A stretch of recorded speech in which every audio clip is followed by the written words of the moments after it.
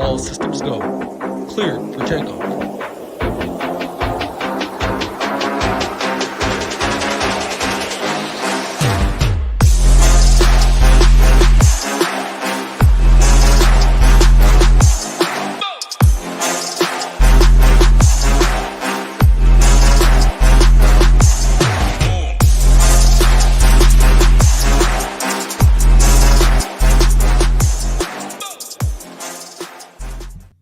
What is going on, everybody? We're back talking some fights. Join, as always, my guy, Big Marley. The UFC is back in Vegas at the T-Mobile, though, not the Apex. So we got some fans in the stands. Always good to see that. We have a title fight, one of the rare title fights for a fight night card. Rematch Valentina, Alexa Grasso. The big upset from Grasso last time out. That was the John Jones fight. I was at that card in Vegas. What a fight that was. Awesome stuff. The reaction from the crowd. Big pop for Grasso. Will be fun this week for sure.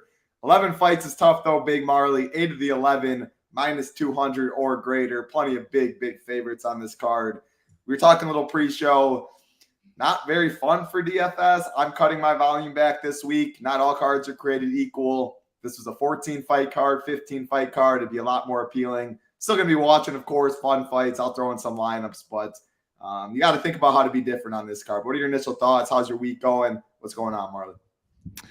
Yeah, not much. Week's going well. Glad to have NFL back, especially this week because I don't love this card. But I was telling you, I've built like 10 plus lineups by hand already, and I was kind of thinking I liked the way that they turned out. But then I went and I looked at my player pool exposure, and it was just not what I saw happening in my head. So I ended up deleting everything that I built, and I think I'm going to go and build through the solver this week. Hopefully it can help me make some better decisions with my lineup building. But I also have a couple of fights that are tough for DFS. I'm hoping you have a better grasp than me. I'm excited to talk it out with you. And hopefully we can crush it and get some shippers on this card. Yeah, hopefully we can help each other. It's an interesting card for sure. And we'll break it down every single way. Talk some ownership, talk game theory, bets, DFS, all of that good stuff. All we ask from you guys, like button, subscribe button. Takes 2 seconds out of your day. Helps us out a ton over here. And if you aren't a member at SHIPITNation.com, no better time to join. NFL going on. MMA still going on. PGA this week. There's showdown contest for PGA. 1 month from now, a little bit over a month. NBA will be here. NHL will be here, which we have you covered. Projections, ownership, core reports, slate plans, everything you need to be successful, including a great Discord community, very knowledgeable members, always talking, helping each other out, asking questions, no tilt. Just a great community we have over here at SHIPITNation.com. And all of our MMA content will be going up today after this show. All my stuff will be up. Marley's fight rankings going up as well. That's enough of that, though, Marley. Again, 11 fights in Vegas, a lot of big favorites. So we'll do our best breaking down this card, trying to get you to the top of the finish line. So let's start. First fight of the night, women's division, low-level women's fight, man. I can't believe this is even on a UFC card. Josephine Knudsen taking on Marnik McMahon.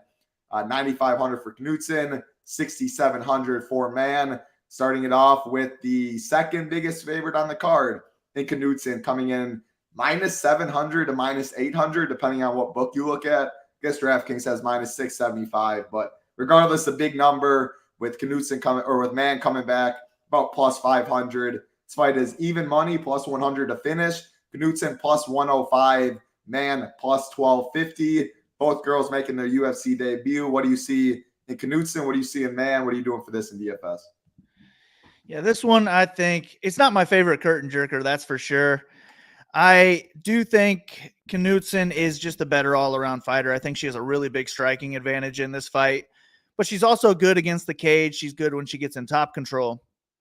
But Mann is not going to want to have a striking match. If she's failing on takedowns and she's stuck on the feet, she's probably in trouble. I would think she gets TKO'd at some point throughout the fight. But she's going to be trying to close the distance and grind this fight against the cage or on the mat. And 2 fights ago for Knudsen, she faced a fighter who was trying to do just that, and she ended up winning a split decision. But, man, it was close. It could have gone either way. And I think Mann can kind of pull that out here and just have a really ugly, sloppy fight where maybe she has half the fight in control and she wins on the judges' scorecards that way. with Knudsen at 9,500, I'm just not trying to pay that price tag with all the people that are priced around her. I'm trying to full fade her. I do think she makes sense for ownership reasons because she'll come in unowned. She's like plus 105 inside the distance. And the first fight of the night has been killing me lately. Like Juicy last weekend, I didn't have any of him in my like 20 lineups. He has like 109 right out of the gates. So I feel like that's something that could happen here just because I'm not on Knudsen here. But I think she wins the decision, just scores 80 or so points, and that doesn't cut it. So I'm more interested in Man, who will also come in unowned. But if she wins, it's going to come through grappling, and she's going to score more than 10x. I think she could even score 85, 90 plus points, and maybe even have the higher ceiling if she does win a decision in this one. So I'd rather take my shots on the underdog in this one, help me pay up for those other favorites that I do like on this card. But with 20 or less lineups, I am going to be Xing Knudsen out of my player pool and hoping that it doesn't bite me right out of the first fight. So that's been crushing me lately, but the good thing they got that late slate to tilt with. Yeah. At the end of the day, like it's all independent events. Like if the bout order was flipped and Valentina walked out first and this fight walked out last, it would still be the same thing. The optimal would be the same. Just always hurts a little bit early when your person loses first. Before I go to my breakdown, see multiple people in chat didn't say hi yet. Lead them in. What's up, man? Funny comment at first. And T minus 3 hours till you're on vacation. Always exciting stuff. Drop in where you're going on vacation. Lead them in. My man Zim, what's going on? Zim, ship time coming. Hebrew Cheetah, our guy. Bill B, Ross K, Eric Garcia. Appreciate the words. Richie Smalls in here. Appreciate all the support as always. Watching live, watching on playback. But no, I'm in agreement with you on this fight too. So like Sheets asked a great question last week. Like if there was a fighter that you were going to go overweight in 150, underweight in 20, and vice versa, I think this fight would fit that mold for me. Whereas if in my 150 build, I don't plan on playing 150 this week. Maybe I'll throw like 50 in that 150 or whatever. But where you have to be a lot different because there's only 11 fights, a lot of big favorites. You have to do something to get different. This fight will be one of the most low-owned, cumulative ownership-wise on the whole card. So that's where I'd get more exposure to this in that 150 just because you're playing the lottery. You're hoping to solo ship with as less people as possible. Whereas in 20 teams and less, when you're playing with way less of a pool, you don't have to get as crazy. Like, I don't like this fight in a vacuum. Knudsen at 9,500 at plus 105 inside the distance. She's making the UFC debut, 6 wins. She only has 1 finish. So now she's coming to the UFC. Granted, she's not fighting a UFC caliber opponent, so it's the same people she's really fought, but she hasn't really flashed the upside before. She's probably better where the fight goes, but I mean, Nan's better on the mat. Her grappling's better. Knudsen has the big advantage on the feet, so why not keep it on the feet? You don't have as much of a ceiling there. So yeah, like give me Raul Rosas Jr. for $100 more. Give me Charlie Campbell for a couple hundred less all day. So yeah, Knudsen's a fade and 20 and below for me. However, she's going to be forgotten in this upper tier ownership discount wise. If you have a chalky lineup or something like that, she can help you get different. So yeah, 20 teams or less, you're only playing a couple. I wouldn't get to this fight. Man, plus 550, plus 600. Tough for me to click that button. Don't think it's crazy though. You make the point. She'll be looking to get the fight to the mat. I just think she's not good. So it's a fight fade for me. But yeah, if you the larger the field is and the more chalky your lineup is, you can come to this fight to differentiate a little bit. So that's how I see this fight. But yeah, not one I'm excited for in a vacuum. Plenty of other better spots, but very, very low owned fight to start it off. Keep it rolling. Next fight, just mentioned this man, Charlie Campbell taking on Alex Reyes, 9,300 Campbell, 6,900 for Reyes. Another huge favorite, Charlie Campbell coming in about minus 500 to minus 560. Alex Reyes somewhere plus 350, plus 400 on the way back. This fight's minus 550 to finish. Charlie Campbell's minus 310. Alex Reyes is plus 550. Then you look at round 1 props, and Charlie Campbell is minus 150 in round 1, Big Marley. Alex Reyes, we have not seen in 6 years, the brother of Dominic Reyes, taking on Charlie Campbell, who, I mean, you just got to go back a little bit. The Chris Duncan fight on Contender Series.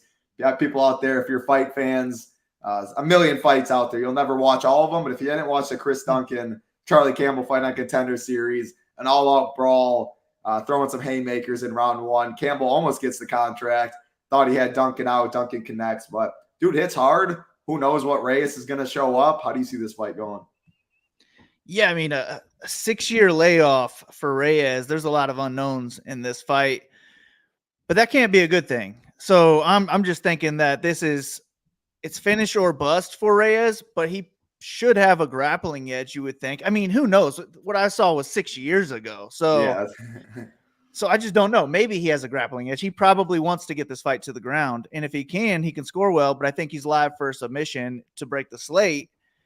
He's pretty sloppy on the feet, and he had like a 4-round fight a couple fights back, and he was looking gassed, I thought, in that fight. So I just don't like his striking at all. I do think Campbell's a pretty solid striker, minus 150 to win in round 1. That's kind of how I see it going. I just think Reyes, he fails a couple takedowns, and then he eats a couple big shots, and he goes down.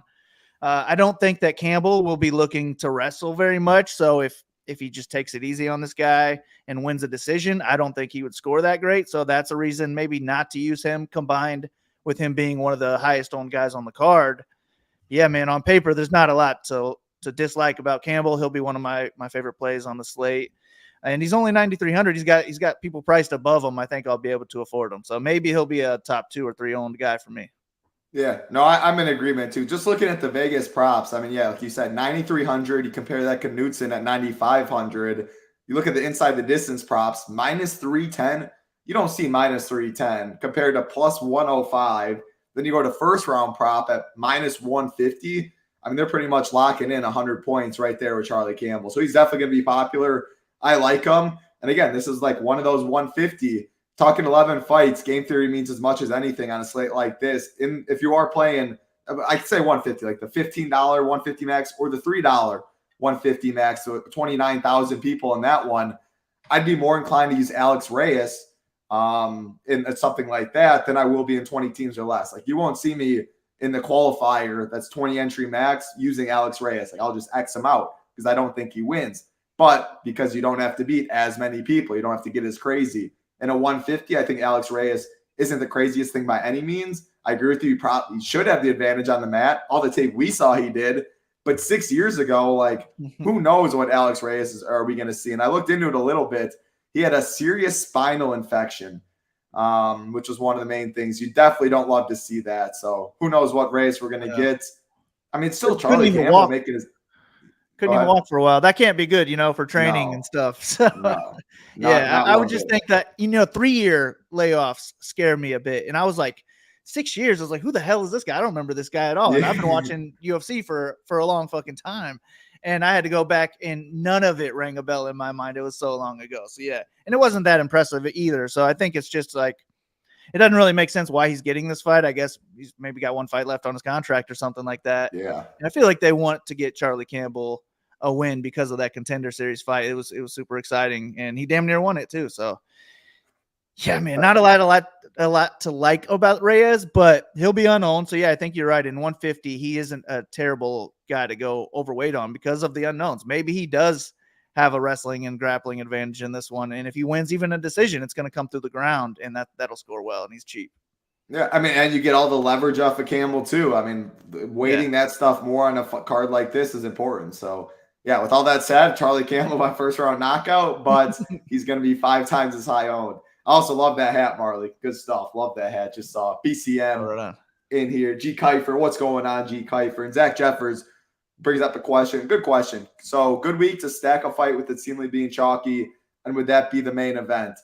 So, I think a lot of people will think something like that. And the Valentina Grasso fight, 8,500, 7,700.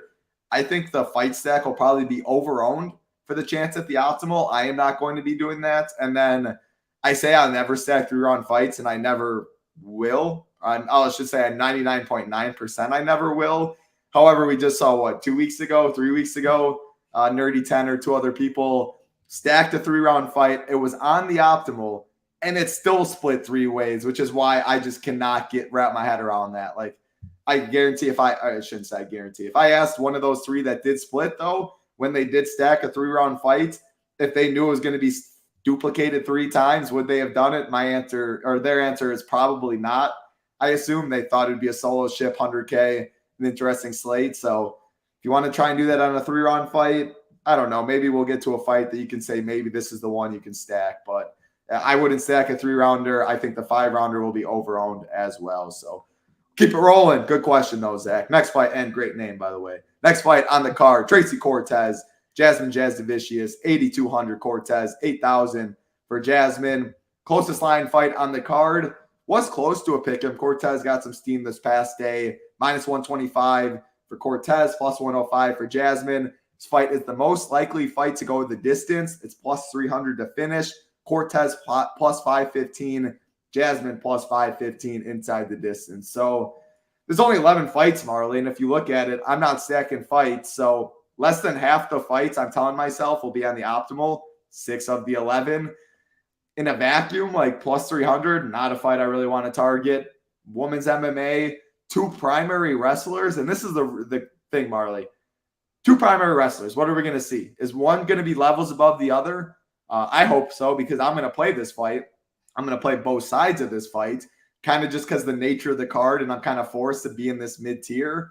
However, when you have 2 good wrestlers, solid strikers, the wrestling can negate each other. They can stand at range for 15 minutes, and it can be the most boring / awful DFS fight there is. And this fight will probably be overowned just because the nature of the card, the nature of pricing, 8,200, 8K, there's wrestling upside, all of that. So I've been going both sides of this, going all the ways. Like, I'm going to play some of both. I don't want to go too overweight on both of them, but I want you to tell me, is the wrestling going to negate each other and it's going to be on the feet and I should get underweight, or is one of them just levels above? Man, I wish I knew. That would make this card a lot easier. Priced right there in the mid-range. They both want to get the fight to the ground, so it's probably going to be mostly a grapple fest. So I think we got to target this fight, but I don't feel good about either side. Whoever gets the takedowns first is who's going to win this fight, I think. It's just, who is that going to be, and can they do it for 3 rounds? If they can do it for 3 rounds, they're definitely on the optimal lineup. But if it's going to be back and forth, one girl wins, half the fight, the other girl wins half the fight, or if the wrestling gets negated and it's a striking match, that's not going to score well. So I don't know, man. I'm probably just going to go around field weight on both, with Cortez being my preferred play in mind. But that 200, maybe that'll mean a lot to me this week, and I have no problem just going right down to JJ and saving that 200. Just makes your lineup a little bit more contrarian too. So that's kind of talking me into JJ as my preferred play, even though I'm picking Cortez to win. I just think she's got the better boxing on the feet, which doesn't matter in DFS. But I think she's going to be the smaller fighter. I think it's going to be easier for her to get in on the hips and get some takedowns. I think she's heavy in top position. So I'm just leaning on Cortez to be the one to get those takedowns first, but I don't feel good about it. So I don't know, man. That's why it's another reason I'm looking forward to just letting the solver make these decisions for me. Take out any bias.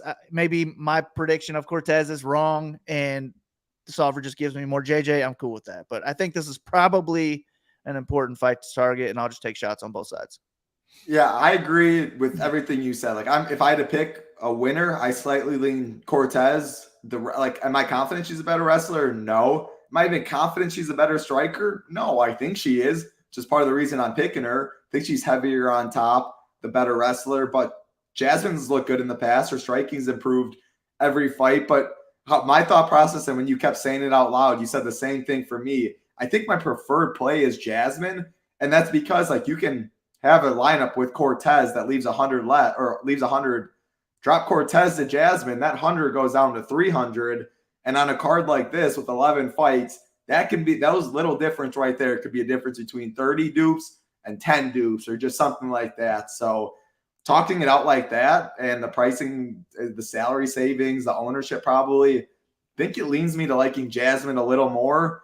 And like you said, you mentioned solver and not bias and all this stuff. Yeah, you can, in my opinion, you can have way more bias on a 14, 15 fight card when ownership's way more spread out. You need the stone nuts, all of that.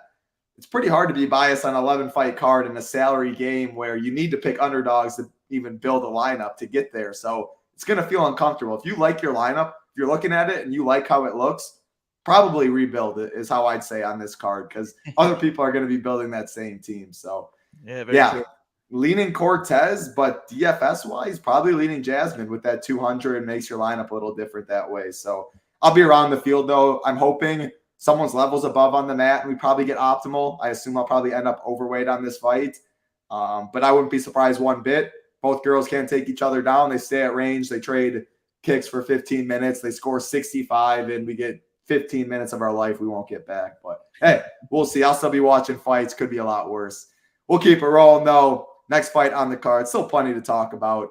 Awesome fight here. If you missed that last fight, definitely make sure to get back in the TV for this one. Edgar Chairez, Daniel Lacerda, 8,700 for Chairez. What do we got? 7,500 for Lacerda / Daniel Da Silva, whatever you may see. It is the same people. Minus 215, plus 185. This fight's minus 550 to finish. Chairez minus 170. Da Silva plus 250.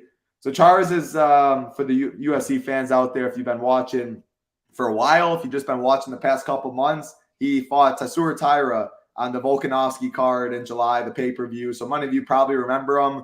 He had like a tight ghillie during that. He threw some nasty leg kicks at the end of the day. Taira is grappling on another level, but he's very durable. He's never been knocked out, throws good leg kicks, Mexican durability, just a tough dude. And I say all that because Daniel Da Silva, 0-4, dude is a wild man. He will come out the first 3 minutes, throw everything in the kitchen sink at you. You need to survive. Altamirano was able to survive. Vergara was able to survive. They definitely had to deal with some adversity, though. 7,500, there is nobody that has as much. He has as much upside as anybody on this slate, does Daniel Da Silva, as an underdog, which you cannot say very often. So naturally, I'm going to have a lot of Daniel Da Silva on this card. 7,500 on a card I don't like dogs. He has 120-plus point upside. Sign me up. He's very good offensively, very fast, has power, spinning techniques, shoot-to-box guy. So he's got the blonde hair, the Charles Oliveira S-type, but he can't take a punch. His cardio, he doesn't really have it because he doesn't pace himself. And when the going gets tough, the dude doesn't really fight for your dollar like that. So at the end of the day, when it comes to making a pick, it's going to be Chairez, but the odds still feel a little wide if you're laying minus 225 pre-flop against a guy that's going to come out guns blazing in 3 minutes. And we're talking DFS and that $1,200 savings. I plan on having more Daniel Da Silva, more Lacerda. I like a lot of favorites. I don't like many dogs. Give me the dog that has the most upside. Yeah, it's going to be a fun fight. If you guys have not watched this guy fight, it's always fun. That's why he's 0-4, still getting another fight in the UFC. I hope he gets his first win, though. What about you? Yeah, I agree with everything you said. I prefer Lacerda as my preferred play because if he wins this fight, he's scoring 100-plus points. He's breaking the slate. He's on the optimal lineup. It's going to be a no Lacerda, no cash type of night. And I do think he's the better fighter in the first round, or in the best three for the first 3 or 4 minutes. I think he's going to be better everywhere. Maybe not wrestling, but neither one of them are good wrestlers. But I think he's the better grappler. I think he's a much more dangerous striker in the first round. But man, after that 3 or 4 minutes, he just gasses out and he gasses and he quits. So that's what you got to like about Chairez. If this goes past 1 round, Chairez is going to take over. He could drop him multiple times. He could start having a big wrestling advantage if he really wants to. He can do whatever he wants against a gassed Lacerda, and he'll probably finish the fight in the second round. If not the second, he's going to finish in the third. So I just think this is the best or the second best fight on the card to target. But this is the reason I deleted all of my freaking lineups. I did have some Lacerda, but I had like no Chairez when I was looking through. And I was like, whoa, that's not okay. I need a lot of Chairez. I want this fight in basically every lineup I build. And it was only in like half of my lineups. And I was like, that's not cool. So I just deleted them. I'm going to start from scratch. I want this fight to be a main focus. I do prefer Lacerda because I'm just hunting for underdogs on this card. And he's got one of the biggest ceilings, if not the biggest ceiling as an underdog. 100%. You could even argue like maybe not favorite status just because like Charlie Campbell's minus 310, Valentina's got wrestling ups. But if you watch this guy fight, he really has as much upside as anybody. True. Yeah, top 5 upside on the entire card. Yeah. So yeah, I prefer him for that reason. However, I don't like picking these first round or bust fighters. So I'm picking Chairez to get the win, a TKO in the second round. So that's why I needed to up my Chairez exposure. I would like to be around 40% or so on both, but we'll see what the solver says. Yeah, no, I agree with you. Like I said, we're in lockstep. I'm picking Chairez. I'm saying in the second round, he survives the first round. He's been tough, never been knocked out, but I hope he does get knocked out. I mean, go watch that CJ Vergara fight. Go watch that Victor Altamirano fight. I mean, De Silva had them hurt and hurt bad early. He just wasn't able to finish. He had CJ Vergara. It was Chelsea Chandler running straight back, like the movie, whatever. He had CJ Vergara running circles around that octagon trying to survive. So, yeah, very fun fight here. One or two. There's two fights that stand out. If I had to be the most overweight, or if I had to make a rule, at least one person or exactly one in a fight, it'd be this fight, and it'd be the main event. So great fight to target, as all Daniel De Silva / Lacerda fights are. We'll keep it rolling. Again, we appreciate that like button. Appreciate that subscribe button. 40 people watching live. Anyone watching on playback, we appreciate you tuning in every single week. Appreciate that like button. And again, if you want all of our fight breakdowns, if you want Marley's fight rankings, we puts it on a scale to 5, gives his prediction, like Valentina second round TKO or whatever it may be, little short write-up, a slate plan. Again, I do all the write-ups for each fight, take some overweight, underweight tags. We have core plays, including Hoop, who's been a fighter in the MMA streets. We have tier rankings that breaks it down, upper tier, mid-tier, lower tier. We have a Discord, ownership, we have it, projections, we have it, Discord, everything you need to be successful. Head over to ShipItNation.com. Free money Sunday in a couple sleeves. We have a college football portion in Discord that members help each other win some money. Tennis, everything you need. Just an awesome community we have at ShipItNation.com. Head over. We would love to have you. We think you would love to be a part of it.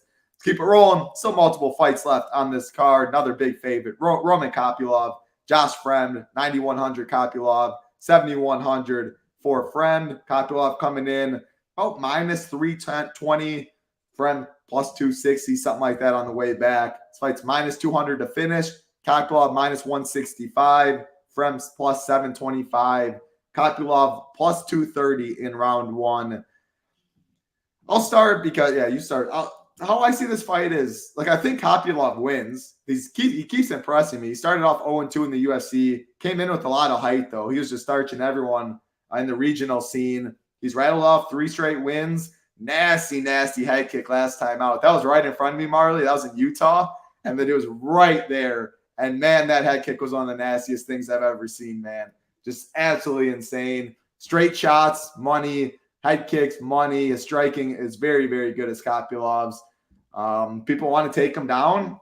That's the best path to victory. And that's what Josh Friend does. He does have a wrestling background. The dude just looked flat as all could be against Jamie Pickett last time out, man. If you're looking flat against Jamie Pickett, might be a tough night in the office against Kopylov, but now we're talking DFS, we're talking salary game, everything we play. If I have to be more overweight to a fighter in this one, I'm picking Friend. And the reason for that is Kopylov's round 1 or bust for me in my eyes. He's only a striker. He throws less than 5 significant strikes per minute.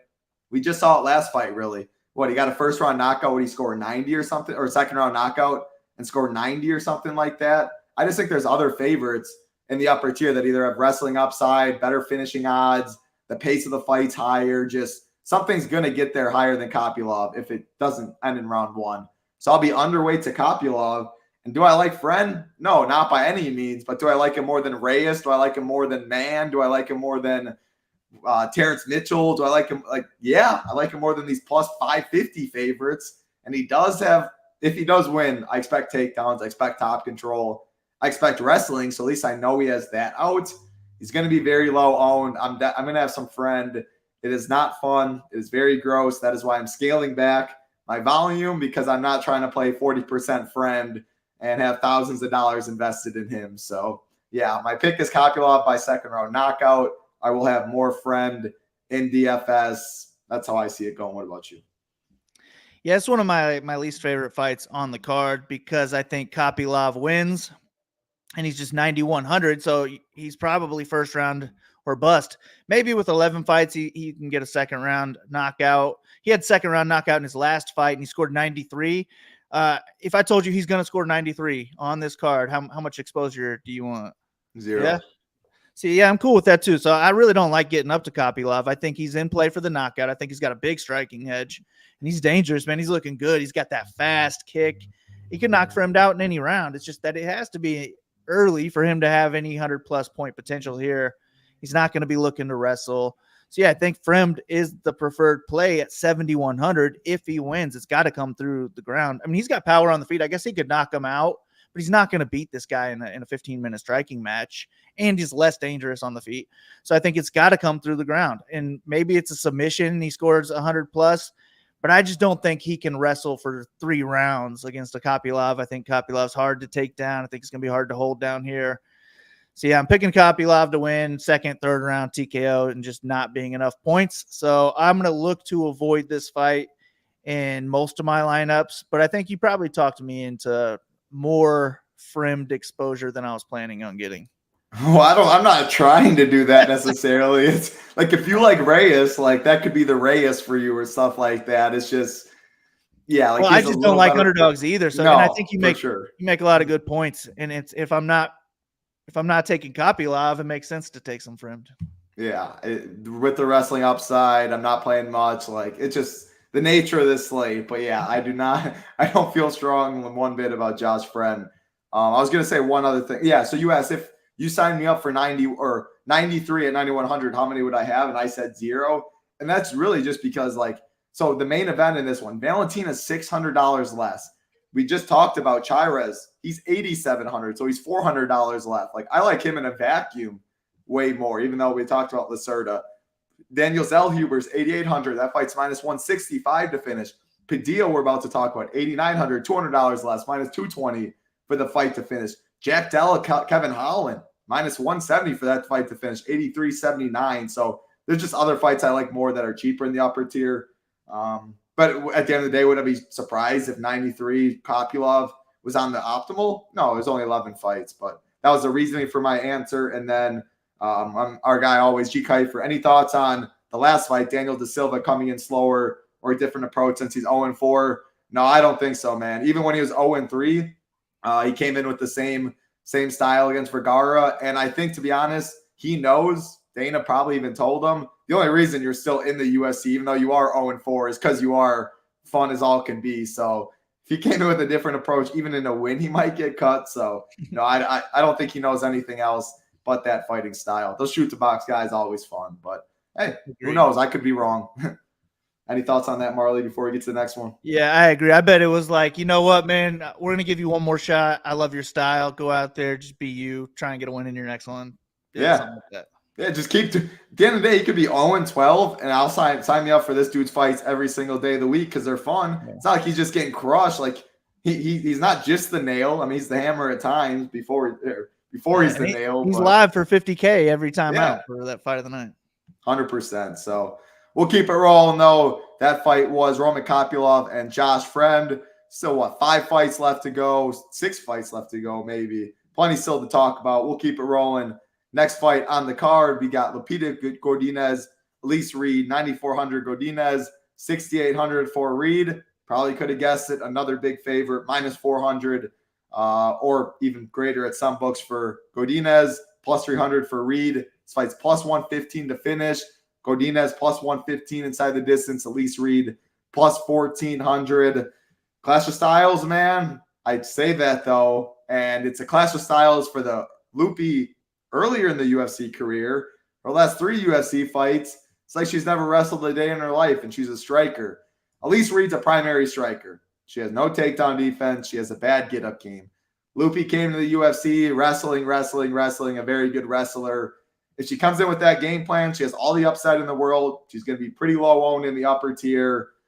I mean, the path is there for sure. If she doesn't come in wrestling and she just wants to strike, probably goes to decision. I want nothing to do with it at 9,400. I'm going to be overweight just because she's going to be pretty low owned. It's an 11-fight card, and the path is clearly there. She wants the easiest path to victory. She can wrestle for days, stay safe on top, probably even find a finish, and the ceiling's there, so I play for ceiling. I'm going to be overweight on Lupi. She comes in like the past couple fights, though, man. I'm not going to be happy because 15-minute striking match is not going to score well for 9,400. So what do you see in this one? Do you think Lupi wrestles? Any interest in Reed? Yeah, I just agree with what you said. I think for Lupi to look like a minus 440 favorite, she's got to wrestle, because if this is a striking match, it's close. I think Loopy probably has the better boxing overall, but if this was a 15-minute striking match, we're probably lining her like minus 135, something like that. So she's going to have to wrestle for all 3 rounds in order for her to look like an 80-85% favorite, like she's lined. But if this was a video game, she's going to win 80-90% of the time, as long as you know what you're doing with the controls and you can get down on the mat and all that stuff, because she's got a clear wrestling and grappling advantage, and she could do it for the full 15 minutes if she wants and have one of the highest ceilings on the card. So I definitely like her for the ceiling, but she's got that Curtis Blade syndrome where she forgets that she's a wrestler and she wants to go out there and give the opponent a chance to win. And that, I mean, at 9,400, we can't have her striking for even two rounds here. That's just too highly priced. We need 5+ takedowns, 10 minutes of control time here. So that's what I'm hoping for. That's kind of how I'm going to be building my lineups, because I think she'll be lower owned than the 2 people she's priced around. Well, not the girl that's priced around her, but Campbell and Rosas Jr. So I like her as a pivot away from those 2. I think, man, if you told me she's going to wrestle, I think she's a safe cash game play too. So, yeah, it's just, man, I wish I could get in the mind of Loopy and know what she wants to do in this fight, because that would really dictate what I'm doing with my lineups. But I'll rely on a fighter hoping that they fight smart, and I'll go overweight to Loopy. And I really have no interest in Reed. If she does win a close striking-based decision, she probably scores around 10x, and maybe that doesn't even cut it. So I don't see a big ceiling for Reed here at all. Yeah, I agree with you. I will have some Elise Reed in the pool, and that's like back to the question earlier of like fight stacking and all of that. I'm not going to be doing that because I'm hoping we have 6 winners on the optimal and that like one dog comes through. But if no dogs come through, instead of doing the fight stack, I'll rely on people like Elise Reed, hoping, just say Loopy's not in the optimal, so it did stay on the feet for 15 minutes. And if it's on the feet for 15 minutes and you tell me no dogs win, I feel pretty good that Elise Reed actually has one of the better shots as a dog, because she at least can throw 80 significant strokes. You know what I mean? She can be there slightly favored to go the distance. So on 11 fight card, I'm not hunting for ceiling as much. I'll have some. I still don't love it by any means. It's more of a floor than ceiling play. I'll have plenty of Loopy though. I've been overweight on her almost all of her fights because she's almost always low owned. She always has a wrestling upside. It's paid off. She's got some ceiling performances. She's also had some duds and had no chance at the optimal. So what's going on, Big PLC? Hope everything's going well with you. Couple fights left on the card. Another big favorite, man. When's it going to end? Fernando Padilla, Kyle Nelson, 8,900 Padilla, 7,300, for Kyle Nelson. We got Padilla coming in about minus 240. Kyle Nelson plus 205. This fight's minus 220 to finish. Padilla minus 140. Kyle Nelson plus 435. Take it away, Big Marley. What do you see? Yeah, I mean, Padilla's looking pretty good on paper. I mean, especially on like fight metric, if you look at his, significant strikes per minute because of that last fight. I do think he is the better striker at range. He's got some good boxing. I like his jab. He's got a good straight right. But he's not, I don't think he's a big power puncher. I think he's more of a, I'll hit you 100 times and wear you out and TKO you that way while you're standing type thing. But I don't really like the rest of his game. I think Nelson's really live in this fight. I think he could just hang on the feet, make it a dirtier, slower paced fight, grind the fight up against the cage, hunt for some takedowns. If you can control the fight for 2 minutes each round, I think you win that fight. So I don't see any real ceiling on the Nelson side. He won his last fight. He scored 63 DraftKings points. He had a draw before that. If he won, it would have been 77 points. I'm not really cool with 63 at 7,300, but if you're telling me I'm going to get 77 from Nelson, I'm interested. He's just kind of like a Frim, to where if he wins, I expect it to mix in some control time and score maybe around 10x. He's a live underdog, so I think he's in play for that reason. But Padilla, I think, is going to be a little bit over-owned, so I'm trying to get away from that ownership, and I'm taking Nelson to just squeak out a split decision here, just not score a whole lot of points. I'll go underweight. So the fight as a whole, but I'm more interested in the underdog. I'll take Nelson to get an ugly win. Hey, I like it. It's kind of different. I mean, I like a lot of what you said, and I agree. Like, Kyle Nelson, I think this fight mainly plays out at range. Like, I don't love Nelson's upside as much, His best path to victory, why I think he's very live, is the leg kicks. I love his leg kicks. He mixes up really well, can mix up to the body too. Padilla doesn't check leg kicks as much. He's the taller fighter, the skinnier legs. So I think Nelson can beat up the legs early. I'll be looking at that to maybe get in live betting Nelson at a big number if he does chop him early. If he doesn't, though, I just think Padilla is going to be too long, too fast, stick and move. Nelson's kind of slower, plots forward. He is very tough. Padilla looked really good in his debut against Julian Erosa. The thing is with Erosa, I really like Juicy J, but he's been knocked out 7 times. So it's kind of hard to know, especially Juicy J early. It's like the longer the fight goes for him, he takes a couple punches, he gets into it. He just never really got into that one. Padilla took over 2 years off, though. He had a 2-year layoff. He was 24 years old the last time we saw him fight. So we saw him fight at 26. He definitely made improvements. 8 wins by sub, 5 by KO. Like, he looks dangerous. I think he could submit Kyle Nelson maybe if it hits the mat. I think it mainly stays on the feet, though. I'm definitely picking Padilla, but you're talking upside and all that. Yeah, like I like Charas more and some of the other stuff, but this fight's plus 115, under 1.5. Padilla's minus 140. This fight's minus 220 to finish. At 8,800, I definitely will have a decent amount of Padilla. So 8,900, excuse me. Padilla's my pick. I'll be close to the field around Kyle Nelson. Don't love the upside, but give me any win for any dogs on a card like this. So what's going on, my man Siggy? Sean V. Oh, here we go. Where is it? What's the deal with anyone miss weight today? No, I was actually just going to say that. I'm glad you asked. All 22 fighters did make weight. Things you love to see. Siggy said he doesn't think JDM weighed in yet. I saw you. JDM weighed in at 171. So everything good to go there. Couple fights left on the card. We will keep all 11 fights, it looks like, which is good to see. But like button, subscribe button. If you want all of our content, head over to shipitnation.com. Get in the Discord. Daniel Zellhuber, Christos Giagos, 8,800 Zellhuber, 7,400. Giagos, minus 275. Zellhuber, plus 235. Giagos, minus 140. This fight is to finish. Plus 130 Zellhuber, plus 360 for Giagos.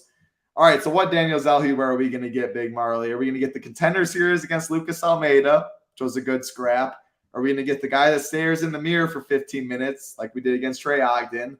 Or are we going to get the solid performance against Lando Venata? Almost got the first round KO. Looked much improved, at least more impressive than he did in his debut. So Zellhuber, very long, very lengthy, very young.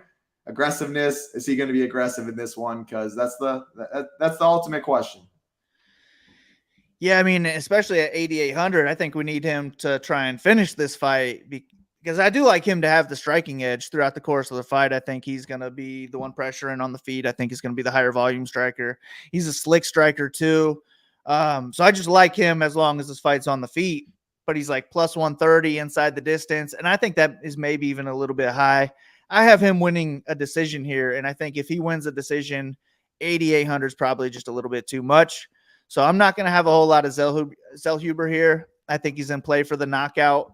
But if either one of these guys is looking to take it to the mat, it's Giagos. Giagos has power too. He got a knockout in his last fight. I think that was his first knockout in the UFC, but you could just tell looking at this guy that he's got power. And I think he's live for a knockout on the feet. I just don't see him winning minutes on the feet. I think he has to grapple to be a minute winner here. But if Giagos wins, I think he's live for a submission, grappling-based decision, and possibly a knockout. So I would rather just lean with the underdog. I'm picking him to lose, but I think he's got 90-plus point upside. And at 7,400, that's huge. So I'll be overweight to Giagos, even though I'm picking him to lose. I'll be underweight to Zellhuber.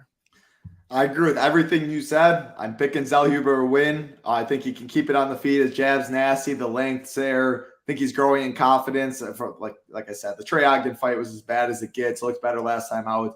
I will say, though, this kind of goes back to what fight was it earlier? The Charlie Campbell-Alex Reyes fight, where if Sheets was in here and he asked if there was a 150 and a 20 entry max that you went the other way on, like a 20 entry max, you'd be overweight in that, underweight in 150, and vice versa.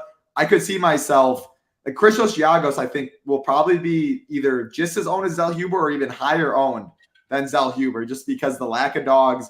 Giagos, fast starter, good inside the distance prop for the price, can wrestle, coming off a knockout, like everything you said, and why I agree in a vacuum. Give me that $1,400 savings with Giagos for sure, but he's going to be higher owned than Zellhuber, which again, I wouldn't be surprised one bit.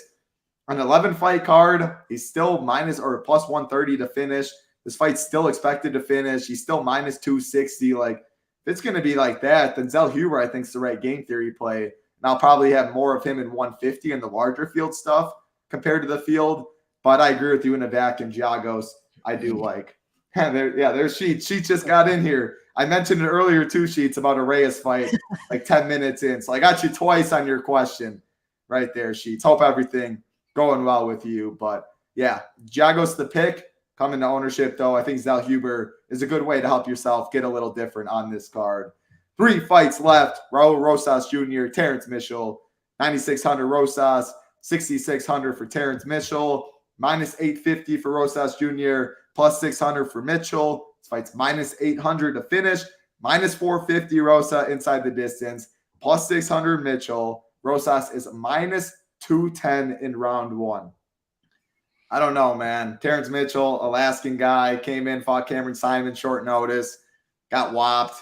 Raul Rosas Jr. had all the hype in the world at 17 fights. Not even a grown man, a middle-aged younger man, 24, 25, Christian Rodriguez.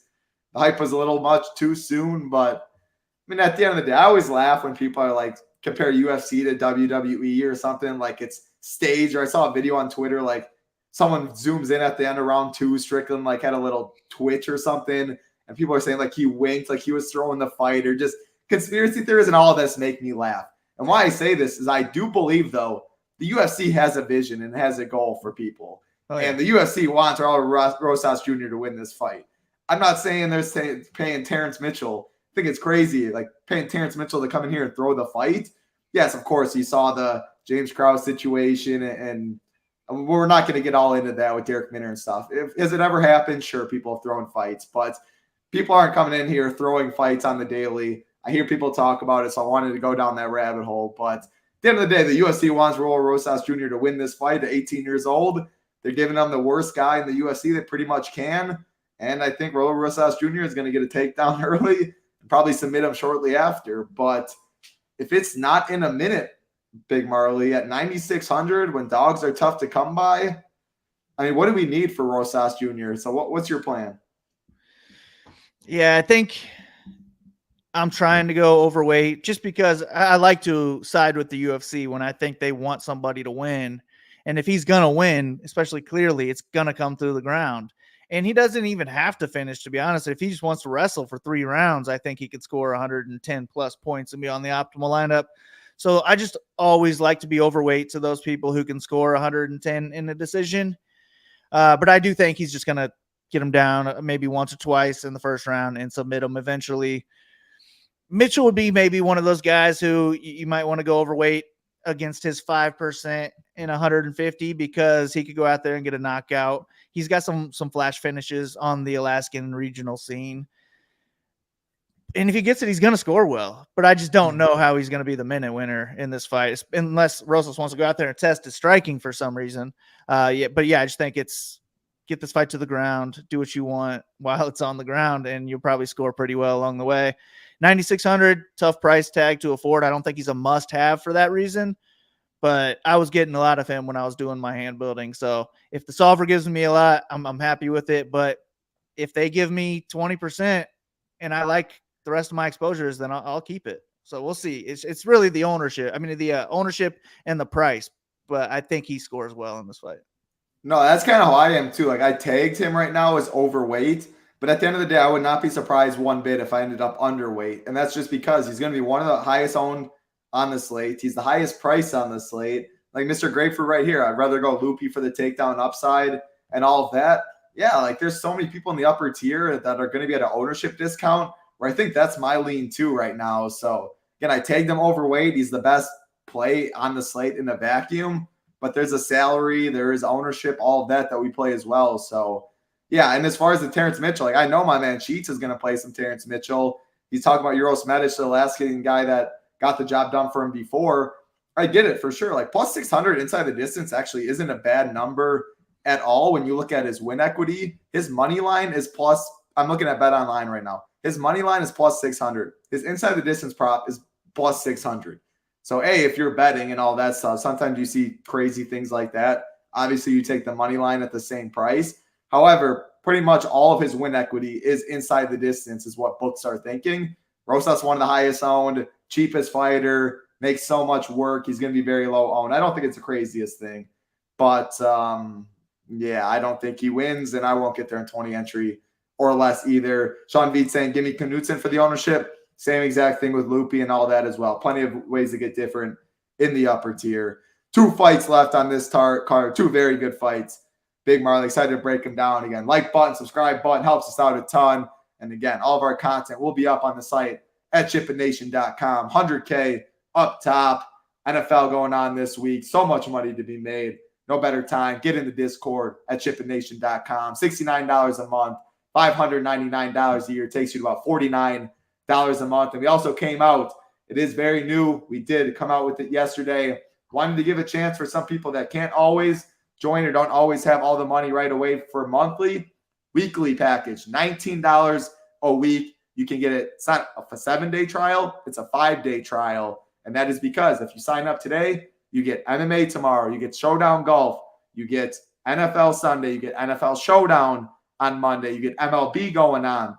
5 days takes you all through the weekend, all the biggest sports going on. You do not get in the Discord. That is the only negative about it. However, $19, all of our projections, ownership, 5 days, no better time.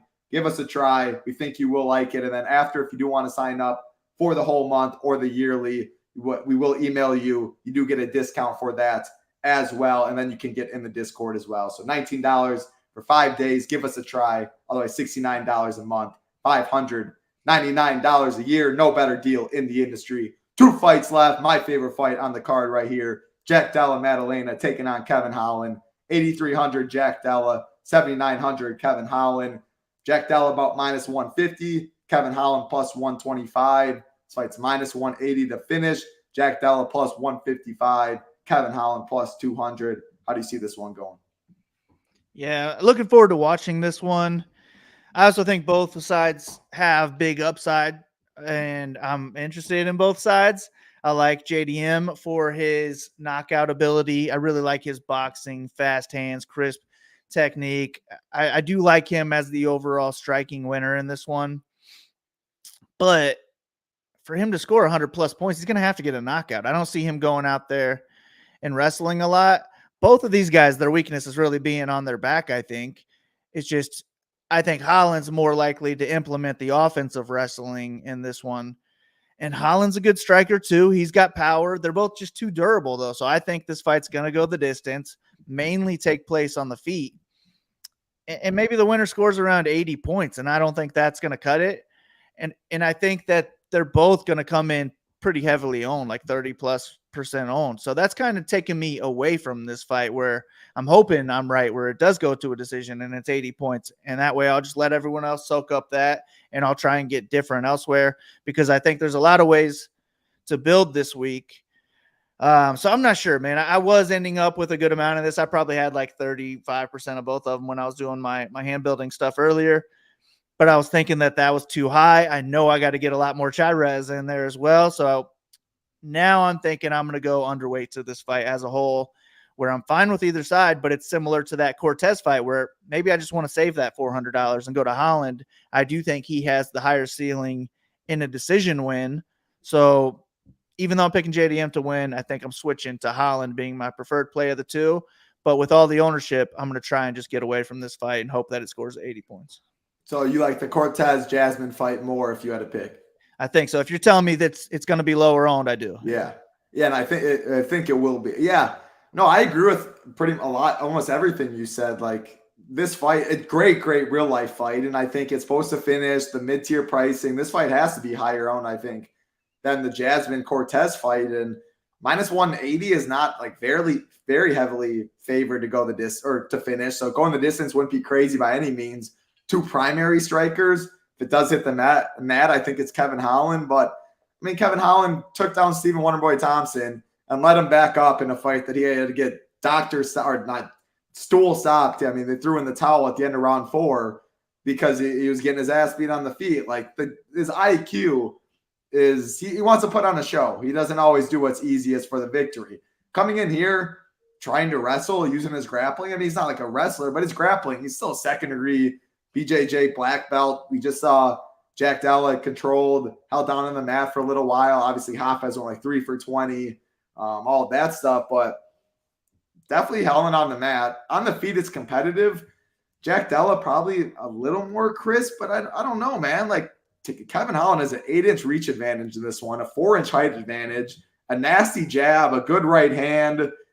It's dog or pass for me for sure. I mean, I'm on Kevin Holland on the money line. I think these odds are pretty wide. I think striking's competitive. Sure, maybe Jack Della minus 130 plus 110, whatever. But then the grappling upside in this one for Holland as well. I just think it's Holland for me. So DFS wise, the 400 as well. Jack Della does throw a little more volume on the numbers. He has fought the worst competition, so I think it's a little skewed that way. But I still do think he might have a volume advantage a bit. But I still think that reach for Kevin Holland, maybe it hits the mat. But yeah, the more I talk about it, the fight probably does come in a little over-owned.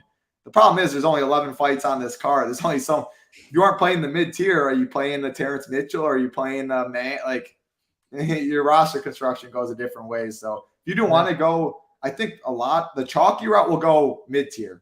One of this fight, one of Jasmine fight, one of the Shevchenko-Grasso fights. So if you want to go SARS and Scrubs, that's a way to get different too as well, I think, on a slate like this. More people would be going the mid-tier. Give me Kevin Holland, though, in this one. Main event time, Big Marley. 8,500, Valentina Shevchenko. 7,700, Alexa Grasso. Valentina comes in as the favorite, sitting around minus 170, minus 180. Grasso plus 145 on the way back. So it's plus 120 to finish. Valentina plus 260, Grasso plus 300. So the rematch in round one, Valentino was a huge, huge favorite. Grasso won round one. Valentino won round two. Valentina won round three. I had Valentino winning round four until she threw a spinning kick that did not land. That got her back taken. And after that, that was all she wrote. Grasso's grappling is definitely very much improved. But at the end of the day, it's a tough fight for me. There's no doubt about that. Like, if I'm betting this fight, I almost want to say it's a dog or pass. But the thing is, I keep coming back to this. And for DFS, it's for sure. I have more interest in Valentina than I do in Grasso for DFS. I think ownership's about going to be pretty similar because it's $800 difference on a card where dog stinks, so value's tough. People want to save that money. She did just win.